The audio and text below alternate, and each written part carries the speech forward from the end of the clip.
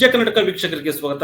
ನಾನು Shankar Kittur. Big boss ಮಾಜಿ ಸ್ಪರ್ಧಿಗಳಾದ ರಜತ್ ಕಿಶನ್ ಹಾಗೂ ವಿನಯ್ ಅವ್ರನ್ನ ಈಗ ರೀಲ್ಸ್ ವಿಚಾರವಾಗಿ ಬಂಧನ ಮಾಡತಕ್ಕಂಥದ್ದು. ರೀಲ್ಸ್ ಅಂದ್ರೆ ಮಚ್ಚನ್ನ ಹಿಡ್ಕೊಂಡು ರೀಲ್ಸ್ ಅನ್ನ ಮಾಡಿದ್ರು. ಆ ರೀಲ್ಸ್ ನ ವಿಚಾರವಾಗಿ ಬಸವೇಶ್ವರ ನಗರ ಪೊಲೀಸ್ ಠಾಣೆಯಲ್ಲಿ ದೂರು ಕೂಡ ದಾಖಲು ಮಾಡಿಕೊಂಡು ಅವ್ರನ್ನ ವಿಚಾರಣೆಯನ್ನು ಕೂಡ ಮಾಡಿದ್ರು. ಈಗ ಅವರು ಪರಪ್ಪನ ಅಗ್ರಹಾರದ ಜೈಲು ಪಾಲಾಗಿದ್ದಾರೆ. ಈ ಕೇಸ್ ನಲ್ಲಿ ಸಾಕಷ್ಟು ಅಂದ್ರೆ ಒಂದ್ ರೀತಿಯಲ್ಲಿ ಹೊಸ ತರ ಕೇಸ್ ಈ ಟೈಪ್ ನೋಡ್ತಾ ಇರ್ತಕ್ಕಂಥದ್ದು. ಇದು ಯಾವೆಲ್ಲ ಹಂತಗಳನ್ನ ತಲುಪುತ್ತೆ, ಮತ್ತೆ ಈ ಕೇಸ್ ದಾಖಲಾದ್ರೆ ಯಾವೆಲ್ಲ ಎಷ್ಟು ಶಿಕ್ಷೆ ಅವಧಿ ಎಷ್ಟಿರುತ್ತೆ, ಇವೆಲ್ಲದ್ರ ಕುರಿತು ಮಾತನಾಡ್ತಾ ಹೋಗೋಣ. ನಮ್ಮೊಂದಿಗೆ ಹಿರಿಯ ನಿವೃತ್ತ ಪೊಲೀಸ್ ಅಧಿಕಾರಿ ಆಗಿರ್ತಕ್ಕಂಥ SK ಉಮೇಶ್ ಸರ್ ಅವರು ಜಾಯ್ನ್ ಆಗಿದ್ದಾರೆ. ಸರ್ ನಮಸ್ತೆ. ನಮಸ್ಕಾರ ಸರ್. ಈ ತರದ ಕೇಸ್ಗಳು ತಾವೆಲ್ಲೂ ನೋಡಿರಲಿಲ್ಲ ಅನ್ಕತ್ತೀನಿ. ನಾವು ಕೂಡ ನೋಡಿರಲಿಲ್ಲ. ರೀಲ್ಸ್ ಮಾಡಿ ಈ ರೀತಿಯಾದಂತಹ ಹುಚ್ಚಾಟವನ್ನ ಮಾಡ್ಬಿಟ್ಟು ಸಾಮಾಜಿಕ ಜಾಲತಾಣ ಹಂಚಿಕೆಯಾಗಿ ಈಗ ಜೈಲು ಪಾಲಾಗಿರ್ತಕ್ಕಂಥದ್ದು ಏನ್ ಸರ್? ಇದರ ಸಂಕ್ಷಿಪ್ತವಾಗಿ ಈ ಕೇಸನ್ನ ನೋಡೋದಾದ್ರೆ ನೋಡಿ, ಸಾಮಾಜಿಕ ಜಾಲತಾಣಗಳ ಮೇಲೆ ಈ ತರ ಒಂದು ಅಸಭ್ಯವಾಗಿ ಏನ್ ಮಾಡ್ತಾರೋ, ಈ ತರ ಒಂದು ತಮ್ಮ ಪ್ರತಿಷ್ಠೆಗೋಸ್ಕರ ಮಾಡ್ಕೊಳ್ಳುವಂತದನ್ನ ಪತ್ತೆ ಮಾಡಿ ಕೇಸ್ಗಳಾಕಿ ಅವನ ಮೇಲೆ ಕ್ರಮ ಜರುಗಿಸುವಂತ ಕಾರ್ಯಕ್ರಮ ಪೊಲೀಸ್ ಇಲಾಖೆಯಲ್ಲಿ ನಡೀತಾ ಇದೆ. ಇದು ಒಂದು ಅದ್ಭುತ ಕಾರ್ಯಕ್ರಮ. ಈ ಕಾರ್ಯಕ್ರಮ ನಿರಂತರವಾಗಿ ಎಲ್ಲಾ ಪೊಲೀಸ್ ಠಾಣೆಗಳಲ್ಲೇ ನಡಿಬೇಕು, ಬಸವೇಶ್ವರ ನಗರ ಪೊಲೀಸ್ ಠಾಣೆ ಅಲ್ಲ. ಈ ತರ ಎಲ್ಲೆಲ್ಲಿ ನಮ್ಮ ಕಾನೂನುಗಳನ್ನ ಎಲ್ಲೆಲ್ಲಿ ಮೀರ್ತಾ ಇದ್ದಾರೆ, ನಮ್ಮ ಕಾನೂನಿನ ಚೌಕಟ್ಟಿನೊಳಗಡೆ ಎಲ್ಲಿ ಅವರು ಜಾರ್ತಾ ಇದ್ದಾರೆ ಅಂತವ್ರ ಮೇಲೆಲ್ಲ ಸುಮೋಟೋ ಕೇಸ್ಗಳು ರಿಜಿಸ್ಟರ್ ಮಾಡ್ಬೇಕು. ಇಲ್ಲ, ಯಾಕೆಂದ್ರೆ ಈಗ ಅತ್ಯಂತ ಬಹಳ ಎಲ್ಲ 100ಕ್ಕೆ 70 ಭಾಗ ಸೋಷಿಯಲ್ ಮೀಡಿಯಾದಲ್ಲಿ ಉಚ್ಚಾಪಟ್ಟೆ ಮಾಡುವಂತದ್ದು, ಸೋಷಿಯಲ್ ಮೀಡಿಯಾಗ್ ಬಂದು ಬಹಳ ಬಹು ಬೇಗ ಬೆಳಿಬೇಕು ಅಂತ ಹೇಳಿ ಉಚ್ಚಾಟನೆ ಮಾಡ್ತಕ್ಕಂಥದ್ದು, ಆಮೇಲೆ ಉಚಿತವಾಗಿ ವರ್ತಿಸ್ತಕ್ಕಂತ ಇವು ಘಟನೆಗಳು ಸಿಕ್ಕಾಪಟ್ಟೆ ನಡೀತಾ ಇದಾವೆ.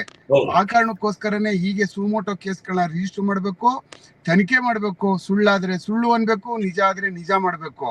ಯಾವ ಕಾರಣಕ್ಕೂ ಸುಳ್ಳಿರುವನ ನಿಜ ಮಾಡಕ್ ಹೋಗ್ಬಾರ್ದು. FIR ಅಂತೂ ಹಾಕ್ಬೇಕು.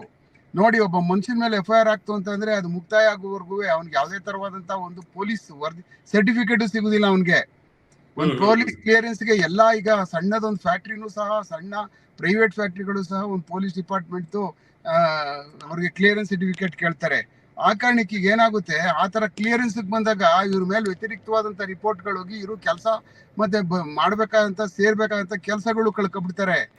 ಯುವಜನತೆ ಬಹಳ ಅತ್ಯಂತ ಎಚ್ಚರಿಕೆಯಿಂದ ಇರಬೇಕು. ಮೊದಲ ತರ ಎಲ್ಲ ಪೊಲೀಸ್ ಇಲಾಖೆ ಈಗ ಯಾವುದೋ ಒಂದು ಗುಲ್ಬರ್ಗದಲ್ಲಿ ಇರ್ತಕ್ಕಂತ ಯಾವುದೋ ಒಂದು ರೋಣ ಪೊಲೀಸ್ ಸ್ಟೇಷನ್ ಬಟನ್ ಒತ್ತಿದ್ರೆ KGF ಅಲ್ಲಿರೋ ಪೊಲೀಸ್ ಸ್ಟೇಷನ್ ಅಲ್ಲಿ ಅವ್ನು ಏನಾರು ಇನ್ವಾಲ್ವ್ ಆಗಿದ್ರೆ ಗೊತ್ತಾಗ್ಬಿಡ್ತದೆ ಈಗ ಮ್ಯಾಟರ್ ಆಫ್ ಸೆಕೆಂಡ್ ಅಲ್ಲಿ. ಆ ಕಾರಣಕ್ಕೋಸ್ಕರನೇ ಅಲ್ಲೆಲ್ಲೋ ಮಾಡಿದೀನಿ, ಇಲ್ಲೇನು ಗೊತ್ತಾಗಲ್ಲ ಬಿಡು, ಮಂಗ್ಳೂರು ಪೊಲೀಸರು ಅಂತ ಅನ್ಕೋಬಿಟ್ರೆ ಅವ್ರ ಚಾಪ್ಟರ್ ಕ್ಲೋಸ್ ಇವಾಗ. ಆ ಕಾರಣಕ್ಕೋಸ್ಕರನೇ ಬಹಳ ಅತ್ಯಂತ ಉಪಯೋಗಕ್ಕೆ, ಬಹಳ ಸದ್ಬಳಕೆಗೆ ಬಂದಿರ್ತಕ್ಕಂಥ ಈ ಪ್ರಪಂಚದಲ್ಲಿ ತಯಾರಿಸಿರ್ತಕ್ಕಂಥ ಈ ಸೋಷಿಯಲ್ ಮೀಡಿಯಾನ ಒಳ್ಳೆಯ ಒಳತಿಗೆ, ಸಾರ್ವಜನಿಕರ ಒಳತಿಗೆ, ಸಮಾಜದ ಉದ್ಧಾರಕ್ಕೆ ಇದನ್ನ ಅತ್ಯಂತ ಹೆಚ್ಚಿಗೆ ಬಳಸ್ಕೊಂಡಾಗ ಈ ಸಮಾಜ ಬಹಳ ಚೆನ್ನಾಗಿ ಶುದ್ಧೀಕರಣ ಆಗ್ತದೆ. ಮತ್ತೆ ಬುದ್ಧಿವಂತರ ಸಂಖ್ಯೆಗಳು ಜಾಸ್ತಿ ಆಗ್ತದೆ, ದಡ್ಡರ ಸಂಖ್ಯೆಗಳು ಕಮ್ಮಿ ಆಗ್ತವೆ. ದಡ್ಡತನ ಮಾಡಿದಾಗ ಮತ್ತೆ ಈ ತರ ಒಂದು ಏನೇನೋ ಆಗಿ ಮೆರೆದಾಗ ಅವ್ರನ್ನೆಲ್ಲನೂ ಕಟ್ಟು ಟೀಕೆ ಮಾಡ್ಬೇಕು. ನಮ್ಮ ಜನಾಂಗ ಅವ್ರನ್ನ ನಾವು ಪ್ರೋತ್ಸಾಹಿಸ್ಕೊಳ್ಳುವಂತದ್ದೇ ಆಗ್ಲಿ. ಯಾಕೆ ಅಂತಂದ್ರೆ ಇದರಲ್ಲಿ ಎಲ್ಲಾ ಸಹ ಜನಗಳು, ಈ ಪ್ರಪಂಚದಲ್ಲಿ ಇರ್ತಕ್ಕಂಥವ್ರು ಎಲ್ರಿಗೂ ಸಹ ವಾಕ್ ಸ್ವಾತಂತ್ರ್ಯ ಅನ್ನೋದೊಂದು ಇರ್ತದೆ. ವಾಕ್ ಸ್ವಾತಂತ್ರ್ಯವನ್ನ ಯಾವ ಕಾರಣಕ್ಕೂ ಮೀರಬಾರ್ದು, ಆಮೇಲೆ ಉಚ್ಚಾಟನೆ ಮೆರಿಬಾರ್ದು. ನೋಡಿ, ಇವಾಗ ಅವ್ರು ಏನು ಮಾಡಿದ್ರು, ಇವಾಗ ಪರಪ್ಪನ ಅಗ್ರಹಾರ ಜೈಲಿಗೆ ಸೇರಿರ್ತಕ್ಕಂಥವ್ರು ಅವ್ರು ಯಾವ್ದೋ ಒಂದೆರಡು ಮಚ್ಚು ತಂದು ಕೊಟ್ರು. ಅವ್ರು ಉಪಯೋಗಿಸಿದಂತ ಮಚ್ಚುಗಳನ್ನ ತಗೊಬಂದ್ ಕೊಟ್ಟಿದ್ದು, ಅವುಗಳು ಪ್ಲಾಸ್ಟಿಕ್ ಆಗಿದ್ರೆ ಪೊಲೀಸರುಗಳು 100ಕ್ಕೆ 100ರಷ್ಟು ಅವ್ರನ್ನ ದಸ್ತಗಿರಿ ಮಾಡ್ತಿರ್ಲಿಲ್ಲ. ಅವ್ರ ಮೇಲೆ ಕ್ರಮನೂ ಜರುಗಿಸ್ತಾ ಇರಲಿಲ್ಲ. ಸೆಟ್ ಪ್ರಾಪರ್ಟಿಗಳಿದ್ದು ನಾವು ಸೆಟ್ ಪ್ರಿಮಿಸಿಸ್ ಅಲ್ಲಿ ಮಾಡಿದ್ವಿ, ನೋಡಿ ಇದನ್ನೇ ಮಾಜರ್ ಮಾಡ್ಕೊಳ್ಳಿ, ನಾವು ಮಾಡಿದ ಜಾಗ ಇದು ಸಾರ್ವಜನಿಕ ಸ್ಥಳ ಆದ್ರೂ ಸಹ ಇಲ್ಲಿ ಯಾರು ಜನ ಇರ್ಲಿಲ್ಲ, ಜನನಿಬಿಡ ಪ್ರದೇಶದಲ್ಲಿ ನಾವೇನು ಮಾಡ್ಲಿಲ್ಲ, ಯಾರಿಗೂ ಭಯ ಉಂಟಾಗೋ ತರ ಮಾಡ್ಲಿಲ್ಲ. ಮತ್ತೆ ಈ ತರ ಮಚ್ಗಳು ನಾವು ಇನ್ ಮುಂದೆ ಇವಾಗ ನಮ್ಗೆ ಗೊತ್ತಾಗಿಲ್ಲ, ಈ ಕಾರಣಕ್ಕೋಸ್ಕರನೇ ಇನ್ ಮುಂದೆ ಈ ತರ ನಾವು ಉಚ್ಚಾಪಟ್ಟೆ ಬರೆಯಲ್ಲ ಅಂತ ಹೇಳ್ಬಿಟ್ಟು ಒಂದು ಮುಚ್ಚಳಿಕೆ ಬರ್ಸ್ಕೊಂಡು ನಾವು ಬೇಕಾದ್ರೆ ಅದನ್ನ ಆ ಒಂದು ದೃಷ್ಟಿಕೋನದಲ್ಲಿ ಆ ಕೇಸ್ನ ಮುಕ್ತಾಯ ಮಾಡ್ಬೋದಾಗಿತ್ತು. ಆದ್ರೆ ಇವ್ರು ತಂದು ಕೊಡುವುದ್ರಲ್ಲೇ ಎಡವಟ್ಟಾಗ್ಬಿಟ್ಟವ್ರು. ಅವರು ಯಾವುದೋ ಒಂಥರ ಇರುವ ವಿಕಾರಗಳು ಇದಾವೆ, ಅವಕ್ಕೂ ತಾಳೆ ಆಗಲ್ಲ, ಹೋಲಿಕೆ ಆಗಲ್ಲ. ಅವಾಗ ಪೊಲೀಸರಿಗೆ ಡೌಟ್ ಬಂತು, ನಮ್ಗೆ ಯಾಕೋ ಅವ್ರು ಬದನಾಮ್ ಮಾಡ್ತಾ ಇದಾರೆ, ಇವ್ರ ಮೇಲೆ ನಾವು ಸಾಕ್ಷ್ಯನಾಶ ಕೇಸ್ ಹಾಕ್ಬಾರ್ದು ಅಂದ್ಬಿಟ್ಟು ಅಂತ. ಅವಾಗ ಅವ್ರಿಗೆ ಗೊತ್ತಾಯ್ತು, ಇದಕ್ಕೂ ಪೊಲೀಸರು ಜಡಿತಾರಪ್ಪ ನಮ್ಗೆ, ಈ ತರ ಮಾಡಿ ಈ ತರ ಯಾವ್ದೋ ತಗೊಂಡ್ ಕೊಟ್ರೆ ನಮ್ಗೆ ಸರಿಯಾಗಿ ಜಡ್ದು ಬಿಡ್ತಾರೆ ಅಂತ ಅನ್ನುವಂಥದ್ದು ಈಗೆಲ್ರಿಗೂ ಗೊತ್ತಾಗ್ತದೆ ಜನಗಳಿಗೆ. ಇದು ಪೊಲೀಸ್ ಇಲಾಖೆನೆಲ್ಲ ಅದಿದ್ದು ಬಹಳ ಅದ್ಭುತವಾದ ಸಣ್ಣ ಕೆಲಸ ಇರ್ಬೋದು, ಬಟ್ ಇಂಥ ಹೌದು, ಕೆಲಸಗಳು 1,00,000 ಕೆಲಸಕ್ಕೆ ಈ ಕೆಲಸ ಸಮ ಆಕ್ಚುಲಿ. ಹೌದು. ಈ ತರ ಇನ್ನು ಉಚ್ಚಾಬಟ್ಟೆ ಮಾಡುವಂತವ್ರು, ಆಮೇಲೆ ಈ ತರ ಕತ್ತಿಗಳು ಕಠಾರಿಗಳನ್ನ ಹಿಡ್ಕೊಂಡು ಬರ್ತ್ಡೇ ಕೇಕ್ ಕಟ್ ಮಾಡ್ತಕ್ಕಂಥವ್ರು, ಇವ್ರಿಗೆಲ್ಲ ಎಸ್ ಒಂದು ಪಾಠ ಇದು. ಈಗಾಗ್ಲೇನೆ ಅವರೆಲ್ಲ ಅನುಭವಿಸಿದ್ದಾರೆ. ಆದ್ರೂ ನೋಡಿ, ಸಮಾಜದ ಮಧ್ಯದಲ್ಲಿ ಸಮಾಜ ಮುಖಿಯಾಗಿ ನಾವು ಬದುಕ್ತಾ ಇರುವಂತ ಸಮಯದಲ್ಲಿ ಏನಾಗ್ತದೆ, ನಾವೇ ಮಾಡ್ಕೊಂಡಿರ್ತಕ್ಕಂಥ ಕಾನೂನುಗಳನ್ನ ವೈಲೇಟ್ ಯಾವ ಕಾರಣಕ್ಕೂ ಮಾಡಕ್ ಹೋಗ್ಬಾರ್ದು. ಒಂದ್ ವೇಳೆ ಗೊತ್ತಾಗದೆ ಆಗ್ಬಿಡ್ತವೆ, ಅದು ಬೇರೆ ವಿಚಾರ. ಆ ತರದ ವಾದೋಕೆ ಸಣ್ಣ ಪುಟ್ಟಕ್ಕೆಲ್ಲ ಕ್ಷಮೆನೂ ಇದೆ ನಮ್ಮ ದೇಶದಲ್ಲಿ. ಆದ್ರೆ ಬಹಳ ಅದನ್ನೇ ಒಂದು ಉದ್ಯೋಗ ಮಾಡ್ಕೊಂಡು ಬರೀ ಅದನ್ನೇ ಒಂದು ಅವರ ಸ್ವಾರ್ಥಕ್ಕಾಗಿ ಬಳಸ್ಕೊಂಡು ನಾನು ಈ ಜಗತ್ತಲ್ಲಿ ನನ್ನನ್ನು ಬಿಟ್ರೆ ಯಾರು ಇಲ್ಲ ಅಂತ ಈ ಪ್ರಪಂಚದಲ್ಲಿ ಕಾನೂನು ನಡಿನಲ್ಲಿ ಬಾಬಾ ಸಾಹೇಬ್ ಅಂಬೇಡ್ಕರ್ ಅವರ ಕೆಳಗಡೆ ಎಲ್ಲ 2 ಕಣ್ಣು 2 ಮೂಗು 2 ಕಾಲು ಇದ್ದವನಿಗೆ ಎಲ್ಲ ಏನ್ ಕಾನೂನು ಇದೆಯೋ, ರಾಷ್ಟ್ರಪತಿಗೂ ಅದೇ ಕಾನೂನು, ಕೆಳಗಡೆ ಭಿಕ್ಷೆ ಬಿಡ್ತಾ ಇರ್ತಕ್ಕಂಥವ್ರಿಗೂ ಒಂದೇ ಕಾನೂನು. ಅದನ್ನ ಮರಿಬಾರ್ದು. ಏನೋ ಮಾಡ್ಬಿಟ್ಟಿದೀವಿ, ನಾವೇನೋ ಕಟ್ಟೆ ಹಾಕ್ಬಿಟ್ಟಿದೀವಿ, ನಮ್ ಬಗ್ಗೆ ಏನು ನಥಿಂಗ್ ಡೂಯಿಂಗ್. ಕಾನೂನು ಬಿಡುದಿಲ್ಲ ಯಾವ ಕಾರಣಕ್ಕೂ, ನಮ್ಮನ್ನ ಚಿಂದಿ ಮಾಡ್ಬಿಡ್ತದೆ. ಆ ಕಾರಣಕ್ಕೆ ಇಂಥವನ್ನೆಲ್ಲ ಮಾಡ್ಬೇಕಾದಂತ ಸಮಯದಲ್ಲಿ ಮೊದಲನೇದಾಗಿ ಕಾನೂನಿನ ಕೆಳಗಡೆ ನಾನಿದ್ದೀನಿ, ನಮ್ಮನ್ನ ಎಲ್ಲಿ ಏನಾದ್ರೂ ಹೆಚ್ಚು ಕಡಿಮೆ ಆದ್ರೂ ನಮ್ಮನ್ನ ಬಲಿ ಹಾಕ್ಬಿಡ್ತಾರೆ ಅನ್ನುವಂತ ಭಯ ಇರ್ಬೇಕು ಅಂತಂದ್ರೆ ಈ ತರದಲ್ಲಿ ಸುಮೋಟೋ ಕೇಸ್ಗಳು ರಿಜಿಸ್ಟರ್ ಮಾಡ್ಕೊಂಡು ಕಾಲಕ್ಕೆ ಕ್ರಮ ಜರುಗಿಸ್ತಾ ಇರ್ಬೇಕು. ಅವಾಗ ನೋಡಿ, ಸಣ್ಣ ಯಾವ್ದೋ ಒಂದು ಬರ್ದ್ ಬಿಡ್ತಾನೆ. ಇವಾಗ ಹಿಂದೂ ಮುಸ್ಲಿಮು ಸಂಬಂಧಪಟ್ಟಂತ ಯಾವ್ದೋ ಒಂದು ಸಣ್ಣದೊಂದು ಬರ್ದ ಒಂದು ಕೆಡಕ ಅಂದ್ರೆ ಸಮಾಜದ ಸ್ವಾಸ್ಥ್ಯ ಎಷ್ಟು ಕೆಡುತ್ತೆ ನೋಡಿ. ರಾಜಕೀಯಗಳು ಪ್ರವೇಶ ಮಾಡ್ಬೇಕಾಗುತ್ತದೆ, ರಾಜಕೀಯ ಲಾಭಗಳನ್ನ ಮಾಡ್ಕೊಬಿಡ್ತಾರೆ ಸಣ್ಣ ಒಂದೇ ಒಂದು ಪೋಸ್ಟ್ ಹಾಕೋದ್ರಲ್ಲಿ. ಆ ಕಾರಣಕ್ಕೆ ಸಾಮಾಜಿಕ ಏನಿದೆಯಲ್ಲ, ಸೋಷಿಯಲ್ ಮೀಡಿಯಾ ಅತ್ಯಂತ ಒಂಥರ ಈಗ ಆಕಾಶದಲ್ಲಿ ಹೊಡಿತಕ್ಕಂಥ ಸಿಡಿಲಿದ್ದಂಗೆ ಎಲ್ಲಾರ್ಗೂ ಕೇಳಿಸುತ್ತೆ. ಸಾಮಾನ್ಯವಾಗೋದು ಒಬ್ರು ಮನೇಲಿ ನಾವು ಕಿವಿಗೆ ಹತ್ತಿ ಇಟ್ಕೊಬಿಟ್ರೆ ಏನು ಕೇಳಿಸಲ್ಲ ಬಿಡು ಅನ್ನೋಂಗಿಲ್ಲ. ಸಿಡಿಲು ಹೊಡೆದ್ರೆ ಎಲ್ಲರಿಗೂ ಹಂಗೆ ಕೇಳಿಸ್ತದೋ ಅದೇ ತರನೇ ಸಾಮಾಜಿಕ ಈಗಿರ್ತಕ್ಕಂಥ ಸೋಷಿಯಲ್ ಮೀಡಿಯಾದಲ್ಲೂ ಅಷ್ಟೇನೆ, ಎಲ್ಲೋ ಏನೋ ಹಾಕಿದ್ದಾರೆ ಅಂದ್ರೆ ಎಲ್ರಿಗೂ ಗೊತ್ತಾಯ್ತು ಇವಾಗ ಅಂತ ಅನ್ನುವಂಥದ್ದೇ ತಿಳ್ಕೊಬೇಕು ನಾವು.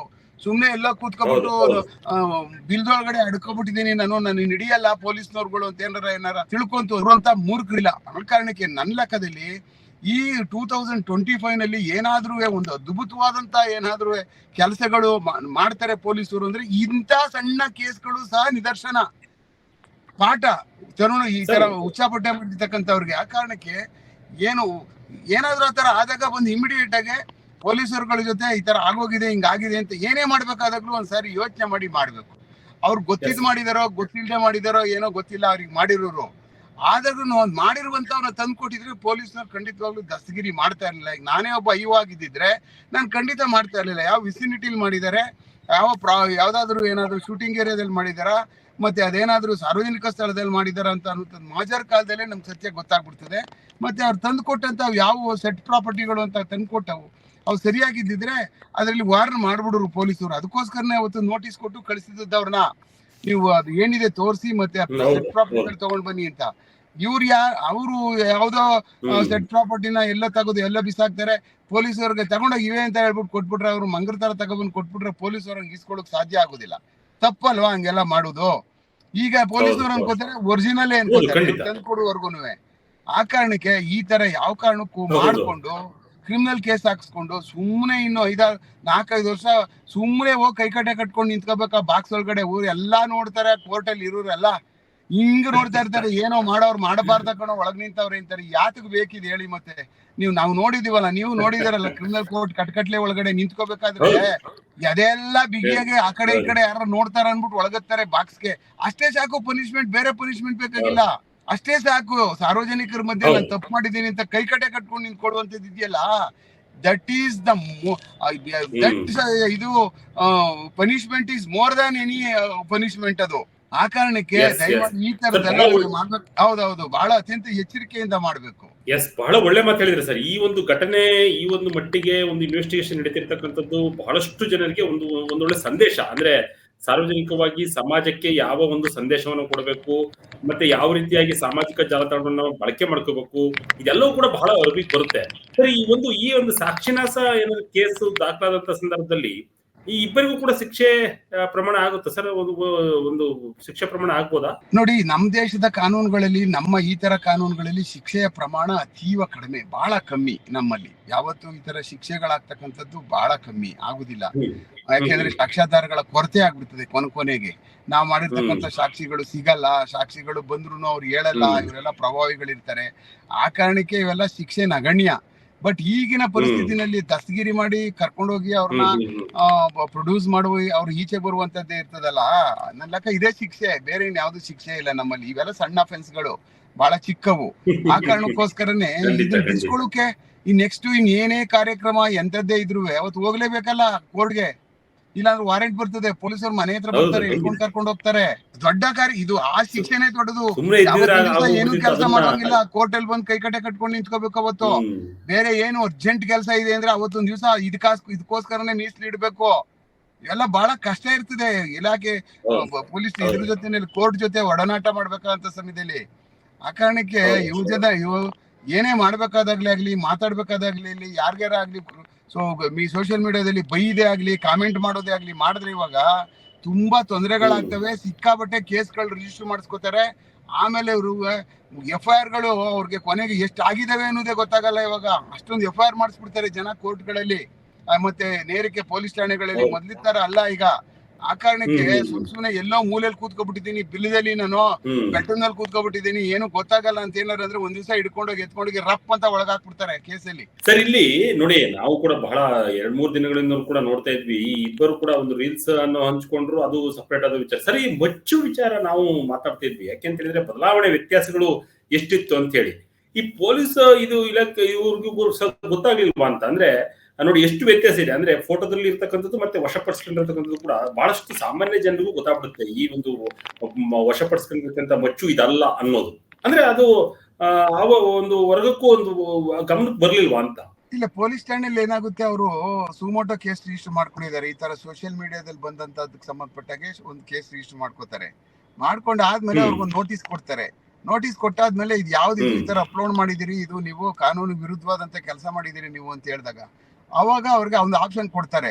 ಅವ್ರ ಮಾಜರು ಫಸ್ಟ್ ಅವ್ರನ್ನ ನೋಟಿಸ್ ಕೊಟ್ಟು ಯಾವ ಜಾಗದಲ್ಲಿ ಮಾಡಿದ್ರಿ ಅಂತ ಕೇಳ್ತಾರೆ, ಕರ್ಕೊಂಡು ನಡೀರಿ ನಮ್ಮನ್ನ ಅಂತ. ಜಾಗದು ಒಂದು ಮಾಜರ್ ಅಂತ ಮಾಡ್ತೀವಿ ನಾವು, ಒಂದು ವಿಟ್ನೆಸಸ್ ಗಳನ್ನ ಇಟ್ಕೊಂಡು. ಆ ಜಾಗ ಯಾವ ಜಾಗ ಅಂತ ಫಸ್ಟ್ ಯಾವ ಜಾಗದಲ್ಲಿ ಮಾಡಿದ್ರು, ತೋಟದಲ್ಲಿ ಮಾಡಿದ್ರ, ಅವ್ರು ಸೆಟ್ ಪ್ರಾಪರ್ಟಿಲಿ ಮಾಡಿದ್ರ, ಒಳಗಡೆ ಇದೇ ತರನೇ ಕೆಲಸಗಳು ನಡೆಯುವಂತ ಒಂದೇನಾದ್ರು ಸ್ಟುಡಿಯೋದಲ್ಲಿ ಮಾಡಿದ್ರ, ಜನ ಅಕ್ಕಪಕ್ಕ ಇದ್ರ, ಇಲ್ಲ ಇವ್ರು ಬೇಕಾದ ತರ ಮಾಡ್ಕೊಂಡ್ರ, ಇದೊಂದು ಸ್ವಲ್ಪ ಒಂದ್ ಎವಿಡೆನ್ಸ್ ಅಲ್ಲಿ ನಮ್ಗೆ ಸಿಗುತ್ತೆ. ಅದಾದ್ಮೇಲೆ ನೀನು ಆಯ್ತಪ್ಪ, ನೀನ್ ಏನಾರ ಮಾಡ್ಕೊಳಯ್ಯ, ನೀನ್ ಮಾಡ್ಕೋ. ಆದ್ರೆ ನೀನ್ ಮಾಡ್ತಕ್ಕಂಥದ್ದು ನೀನ್ ಯಾವ ತರ, ಯಾವ ಇಂಟೆನ್ಷನ್ ಅಲ್ಲಿ ಮಾಡಿದ್ಯಾ, ಇದಕ್ಕೆ ನೀನು ಅಪ್ಲೋಡ್ ಮಾಡಿದ್ಯಾ ಇದನ್ನ ಅಂತ ಅನ್ನುವಂಥದ್ದು. ಈಗ ಹಲವಾರು ಪಿಕ್ಚರ್ಗಳಲ್ಲಿ ಮರ್ಡರ್ ಮಾಡೋ ದೃಶ್ಯನೂ ತೋರಿಸ್ತಾರೆ, ಅವು ಅಪ್ಲೋಡ್ ಆಗಿದಾವೆ. ಆಮೇಲೆ ಎಲ್ಲಾ ತರವಾದಂತವು ಅಪ್ಲೋಡ್ ಆಗ್ತವೆ. ಏನ್ ಪ್ರತಿ ದಿವಸ ಸಾವಿರಾರು ವಿಡಿಯೋಗಳು ಅಪ್ಲೋಡ್ ಆಗ್ತವೆ. ನಾವು ಏನು ಸೋಷಿಯಲ್ ಮೀಡಿಯಾಗಳಲ್ಲಿ ಬಂದಾಗ್ಲೇನೆ ತಕ್ಷಣನೇ ಆ cyber crime police station active ಆಗ್ಬೇಕು. ಇದು ನೋಡಿ, ಈ ಪೊಲೀಸ್ ಸ್ಟೇಷನ್ ಆಕ್ಚುಲಿ ಬಂದು law and order police station. ಅಪರಾಧಗಳನ್ನ ಪತ್ತೆ ಮಾಡೋದು ಮತ್ತೆ ಅಪರಾಧಗಳನ್ನ ತಡೆಗಟ್ಟುವಂತ ಒಂದು ಠಾಣೆ ಇದು. ಇಮಿಡಿಯೇಟ್ ಆಗಿ ಸೈಬರ್ ಕ್ರೈಮ್ ಪೊಲೀಸ್ ಅವ್ರ ಕೈಗೆ ಎತ್ಕೋಬೇಕು. ಯಾಕೆಂದ್ರೆ ಅವ್ರಿಗೆ ಆ ಕೆಲಸ ಇರಲ್ಲ. ಅವ್ರಿಗೆ ಪೂರ್ತಿ ಸೈಬರ್ ಕ್ರೈಮ್ಗಳನ್ನ ಕೇಸ್ ಆಗ್ತಕ್ಕಂಥದ್ದೇ ಅವ್ರಿಗೆ ಕೆಲಸ ಇರುತ್ತೆ. ಆ ಕಾರಣಕ್ಕೆ ಪೊಲೀಸ್ ಠಾಣೆಯಲ್ಲಿ ನನ್ನ ಲೆಕ್ಕದಲ್ಲಿ ಏನು ಅವರೇ ಹಾಕಬೇಕಾದಂತ ಕೆಲಸ ಏನಿಲ್ಲ. ಇಡೀ ರಾಜ್ಯದಲ್ಲಿ ಯಾವುದೇ ಸೈಬರ್ ಕ್ರೈಮ್ ಪೊಲೀಸ್ ಸ್ಟೇಷನ್ ಅವರು ಮತ್ತೆ ಈ ತರ ಸೋಷಿಯಲ್ ಮೀಡಿಯಾ ಮಾನಿಟರಿಂಗ್ ಮಾಡ್ತಾ ಇರ್ತಕ್ಕಂಥ ಒಂದು ಸೆಲ್ ಇರ್ತಕ್ಕಂಥ ಅವ್ರು ಯಾರು ಇರ್ತಾರೋ, ಆ ಮಾನಿಟರಿಂಗ್ ಮಾಡ್ತಾ ಇರ್ತಕ್ಕಂಥವ್ರೇ FIR ಮಾಡಿಸ್ಬಿಡ್ಬೋದು ಲೋಕಲ್ ಪೊಲೀಸ್ ಸ್ಟೇಷನ್ ಒಳಗಡೆ. ಇಂಥದಕ್ಕೆ ಇನ್ ಮುಂದೆ ರಾಜ್ಯದಲ್ಲಿ 2 ಪೊಲೀಸ್ ಸ್ಟೇಷನ್ ಬೇಕು. ಸೋಷಿಯಲ್ ಮೀಡಿಯಾ ಮಾನಿಟರಿಂಗ್ ಮಾಡ್ತಾ ಇರ್ತಾರಲ್ಲ ಪೊಲೀಸ್ ಠಾಣೆಗಳು, ಸೈಬರ್ ಕ್ರೈಮ್ಗಳು, ಅವುಗಳು ಬರೀ ಇಂಥವನ್ನೇ ಮಾನಿಟರ್ ಮಾಡ್ಬೇಕು, ಇಂಥವನ್ನೇನೆ ಮಾನಿಟರ್ ಮಾಡಿ ಇಂಥವನ್ನ ಅವರೇನೆ ಕೇಸ್ಗಳನ್ನ ಕೊಡ್ತಾ ಇರ್ಬೇಕು. ಎಲ್ಲರ ಮೇಲೂನುವೆ ಅವರೇ ಕಂಪ್ಲೇಂಟ್ ಆಗ್ಬೇಕು. ಅವರೇ ಯಾವ್ಯಾವ್ದೆಲ್ಲ ಕಾನೂನನ್ನ ಉಲ್ಲಂಘಿಸ್ತಾ ಇದಾರೋ ಅದ್ರ ಬಗ್ಗೆ ಎಲ್ಲ FIR ಗಳು ಕಂಟಿನ್ಯೂಸ್ ಆಗಿ ಮಾಡ್ತಾ ಇರ್ಬೇಕು. So FIR ಗಳಾಗ್ಬೇಕು.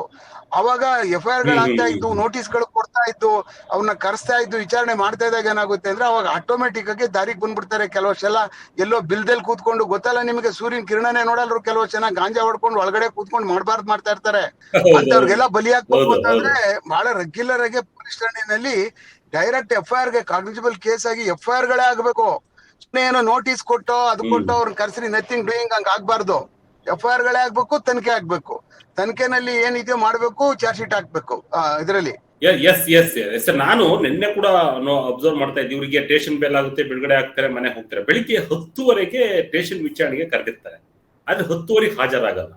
ಆದ್ರೆ ಇವು ಒಂದ್ ರೀತಿಯಲ್ಲಿ ತಾವು ಮಾಡಿದ್ದೇ ಸರಿ, ತಾವು ಹೋಗಿದ್ದೇ ಸರಿ, ತಾವು ಹೇಳಿದ್ದೇ ಸರಿ, ಈ ರೀತಿಯಾದಂತಹ ನಡವಳಿಕೆಗಳು ಕೂಡ ಒಂದ್ ರೀತಿಯ ಕಾನೂನು ವಿರುದ್ಧವಾದಂತವು. ನೋಡಿ, ಬರ್ಬೇಕಾದ್ರೆ ನಾವು ಅವರ ಒಂದು ಹಾವಭಾವ ನೋಡ್ತಾ ಇದ್ವಿ. ನಾವು ಏನು ತಪ್ಪೇ ಮಾಡಿಲ್ಲ, ನಮ್ಗೆ ಯಾವ ಭಯ ಭೀತಿನೇ ಇಲ್ಲ, ಶರ್ಟ್ ಗುಂಡಿ ಬಿಚ್ಕೊಂಡು ಬರ್ತಕ್ಕಂಥ ಸ್ಟೈಲು, ಇವೆಲ್ಲವೂ ಕೂಡ ನೋಡಿದ್ವಿ. ಸರ್, ಒಂದು ರೀತಿಯಾಗಿ ಎಲ್ಲದರಲ್ಲೂ ಕೂಡ ಒಂದ್ ರೀತಿಯಾಗಿ ಕಾನೂನಿನ ಭಯ ಇರ್ಬೇಕಲ್ಲ ಸರ್ ಎಲ್ಲರಿಗೂ, ಅಲ್ವಾ? ಕಾನೂನು ಭಯನೂ ಇರ್ಬೇಕು. ಆಮೇಲೆ ಯಾರೇ ಒಬ್ಬ ಮನುಷ್ಯನ ಸೂಪರ್ ಹ್ಯೂಮನ್ ಬೀಯಿಂಗ್ ಅನ್ಕೊಬಿಡ್ಬಾರ್ದು. ಈ ಜಗತ್ತಲ್ಲಿ ಎಲ್ಲಾ ಸೂಪರ್ ಹ್ಯೂಮನ್ ಬೀಯಿಂಗ್ಗಳೇ. ಒಬ್ಬನ್ಗೆ ಅವಕಾಶ ಸಿಗ್ತದೆ, ಒಬ್ಬನ್ಗೆ ಅವಕಾಶ ಸಿಗಲ್ಲ, ಅಷ್ಟೇನೆ. ಈ ಜಗತ್ತಲ್ಲಿ ಯಾರು ಕಮ್ಮಿ ಹೇಳಿ? ಯಾರಿಗೆ ಯಾರೂ ಕಮ್ಮಿ ಇಲ್ಲ. ಈ ಪ್ರಪಂಚದಲ್ಲಿ ಹುಟ್ಟಿರೋರೆಲ್ಲ ಒಂದೇ ಅವಕಾಶದಲ್ಲಿ ಹುಟ್ಟಿರ್ತೀವಿ. ಆದ್ರೆ ಅವ್ರು ಕಲ್ತಿರ್ತಕ್ಕಂಥ ವಿದ್ಯೆಗಳ ಮೇಲೆ ಅವ್ರ ಜೀವನ ಆಧಾರವಾಗಿ ಉಳ್ಕೊಳ್ಳುತ್ತೆ ಹೊತ್ತು. ಮತ್ತೆ ಕಲಿತಂತಹ ಸಂಸ್ಕೃತಿಗಳು ಯಾವ ಇದರಲ್ಲಿ ಅವರು ಇದರಲ್ಲಿ ಬೆಳೆದಿದ್ದಾರೆ, ವಾತಾವರಣದಲ್ಲಿ ಬೆಳೆದಿರ್ತಕ್ಕಂಥದ್ದು ಬಹಳ ಇಂಪಾರ್ಟೆಂಟು. ಅಲ್ಲಿ ಯಾರು ಏನೇ ಆಗ್ಬಿಟ್ರು ಅಂತ ಅಂದ್ರೆ ಏನು ಅವ್ರೇನ್ ಸೂಪರ್ ಏನು ಇದ್ರ ತರ ಹೀಮ್ಯಾನ್ ತರ ಏನು ಯಾರು ಸ್ಪೈಡರ್ ಮ್ಯಾನ್ ಇದನ್ನೆಲ್ಲ ಆ ತರ ರೆಕ್ಕೆ ಕಟ್ಕೊಂಡು ಒಂದ್ ಬಿಲ್ಡಿಂಗ್ ಇಂದ ಒಂದ್ ಬಿಲ್ಡಿಂಗ್ ಆರ್ಬಿಡಕ್ ಆಗುದಿಲ್ಲ. ನಾವೆಲ್ಲ ಸಾಮಾನ್ಯರಲ್ಲಿ ಸಾಮಾನ್ಯರೇ ಹಂಗ್ ತಿಳ್ಕೊಂಡ್ ಬದುಕ್ಬೇಕಲ್ವಾ? ಅದು ಸ್ವಲ್ಪ ಎಲ್ಲೋ ಮಿಸ್ ಆದಾಗ ಈ ತರ ಕಚ್ಚು ಬಚ್ಚು, ಆಮೇಲೆ ಸ್ವಲ್ಪ ಹಿಂದೆ ಮುಂದೆ ಯೋಚನೆ ಮಾಡಿದ್ರೆ ಈ ತರದವೆಲ್ಲ ಹೊರಗಡೆ ಬಂದ್ಬಿಡ್ತವೆ. ಅವಾಗ ಅದೊಂದ್ ಸ್ವಲ್ಪ ಒಂಚೂರು ಅದನ್ನ ಯೋಚನೆ ಮಾಡಿದ್ರೆ ಬರಲ್ಲ ಅವು. ಅಯ್ಯೋ, ನಾವೂನು ಯಾಕಪ್ಪ ನಮ್ ಪಾಡಂಗ್ ನಾವು ಇರ್ಬೇಕು, ನಮ್ಮ ಜೀವನ ನಾವು ಮಾಡ್ಕೊಂಡು ಹೋಗ್ಬೇಕು ಅಷ್ಟೇನೆ. ಅದ್ ಮಾಡ್ಕೊಂಡು ಹೋದ್ರೆ ಏನು ಅನ್ಸಲ್ಲ. ಬಟ್ ಯಾವಾಗ ಅನ್ಕೋಬಿಡ್ತಾರೋ ಆತರ, ಅದು ಎಲ್ಲೋ ಅವ್ರಿಗೆ ಮುಳುವಾಗ್ಬಿಡ್ತದೆ. ನೋಡಿ, ಸಾಮಾನ್ಯವಾಗಿ ಈಗ ಸುಮಾರು ಜನಕ್ಕೆ ಮುಳುವಾಗಿದೆ ಈ ತರದವೆಲ್ಲ, ತುಂಬಾ ಜನಕ್ಕೆ ನಾವು ನೋಡಿದಾಗೆ.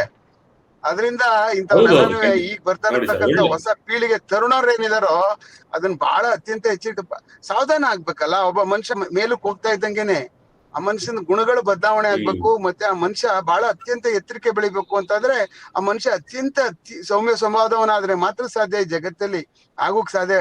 ರಾಜ್ಕುಮಾರ್ ಅವ್ರಿದ್ದಂಗೆ, ಇಲ್ಲಾಂದ್ರೆ ಸಾಧ್ಯನೇ ಆಗುದಿಲ್ಲ.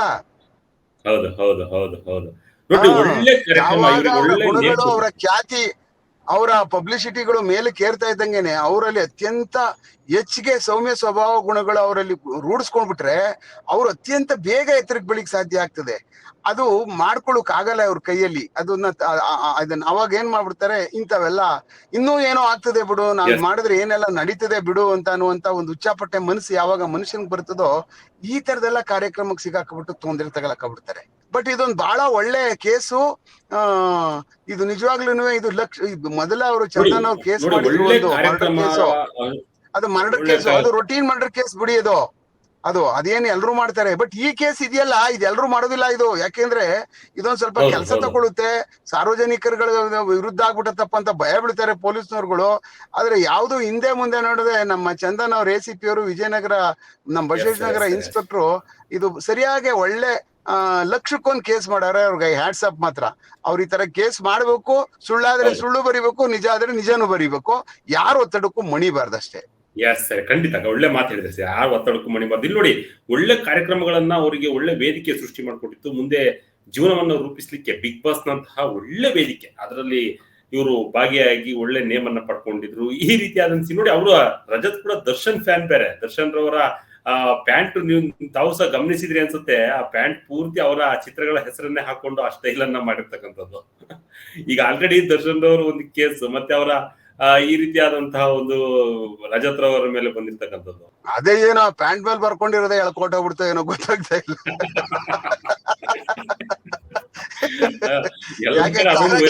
ಕಾಲ ಸರಿ ಇಲ್ಲ, ಆ ಕಾರಣಕ್ಕೆ ನನ್ ಲೆಕ್ಕದಲ್ಲಿ ಏನಾರ ಮಾಡ್ಕೊಂಡಿರ್ಲಿ. ಅಪ್ಲೋಡ್ ಮಾಡುವಂತದ್ ಮಾಡಿದಾಗ ಬಹಳ ಎಚ್ಚರಿಕೆಯಿಂದ ಮಾಡ್ಬೇಕು. ಅವರು ಬುದ್ಧಿವಂತರೇ, ದಡ್ರಲ್ಲ.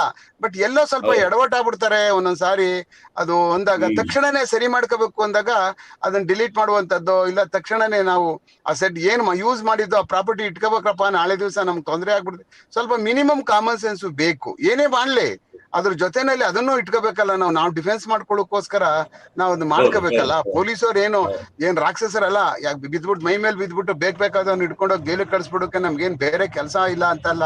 ಸಿಕ್ಕಾಬಟ್ಟೆ ಕೆಲಸ ಇರ್ತವೆ ಮೊಳೆ ಹೊಡ್ಕೋವಷ್ಟು ಪೊಲೀಸ್ನವ್ರುಗಳಿಗೆ.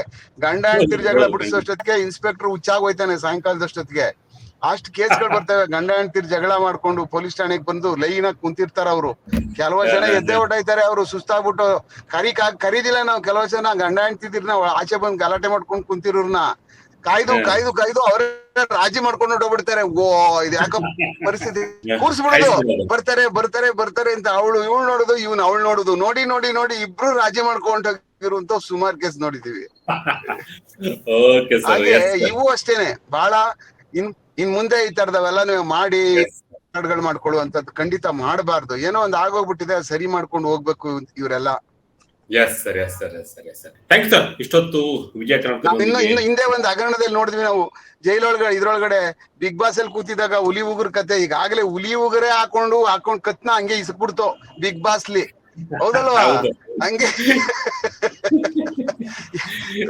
ಹಾಗೆ ಏನು ಬಿಡುದಿಲ್ಲ ನೋಡಿ. ಎಷ್ಟು ವರ್ಷದಿಂದ ಸುಮ್ನೆ ಇತ್ತು, ಕತ್ತಲ್ಲಿ ಮಾತಾಡ್ತಾ ಇತ್ತು ಹುಲಿ ಉಗ್ರು. ಒಂದ್ ದಿವ್ಸ ಹಾಕಿ ಹೆಂಗ್ ಪರ್ಚ್ಬಿಡ್ತು ನೋಡಿ, ಅದು ಯಾವ್ದೋ ಜಾಗದಲ್ಲಿ ಬಂದು. ಹಾಗೆ ಏನೋ ಗೊತ್ತಾಗಲ್ಲ ಅಂತ ಅನ್ಬಿಟ್ಟು ಒಳಗ್ ಗುಹೆಲ್ ಮಲಗಿದೆ ಅಂತಂದ್ರೆ ಅನ್ನಕ್ಕಾಗಲ್ಲ. ಅದು ಕತ್ತಲು ಇರುತ್ತದೆ ಅನ್ನೋ ಜ್ಞಾಪಕ ಮಾಡ್ಕೋಬೇಕು ನಾವುಗಳು. Thank you sir. ಇಷ್ಟೊತ್ತು ವಿಜಯ ಕನ್ನಡ ಮಾತಾಡಿ. Thank you.